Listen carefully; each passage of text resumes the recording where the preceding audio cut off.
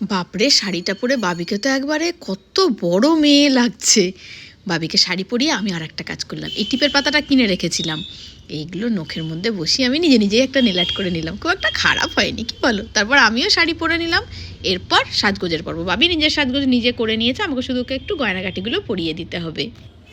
আজকের দিনটা আমাদের কাছে বিয়ে বাড়ির চেয়ে কম কিছু নয়, সেজন্যই সাজগোজটা একবারে বিয়ে বাড়ির মতো। একটা বছর ধরে কত প্ল্যানিং চলেছে আমাদের, গত বছর থেকেই হচ্ছে, সামনে বছর 25 বছর আমরা কিন্তু বিশাল ধুম করব, খুব হুল্লোড় হবে। একদম সেটাই হচ্ছে, দেখতে দেখতে 25টা বছর দুজনে একসঙ্গে কাটিয়েছে, তার একটা সেলিব্রেশন হবে না সেটা কখনো হতে পারে? আর বলতে বলতে বাবির সাজ তো হয়েই গিয়েছিল, আমার সাজটাও কমপ্লিট হয়ে গেল। এই যে আমার নন্দী ভৃঙ্গি সঙ্গে রয়েছে, আমি এবার বেরিয়ে পড়লাম। পৌঁছেই তো সাজানোটা দেখে আমার ভীষণ ভালো লাগলো, খুবই সুন্দর সাজানো হয়েছে। তারপরেই চোখ গেল ছোটো মামির দিকে, কি অপূর্ব লাগছে ছোটো মামিকে। বাকিটুকু নিয়ে তাড়াতাড়ি ফিরছি।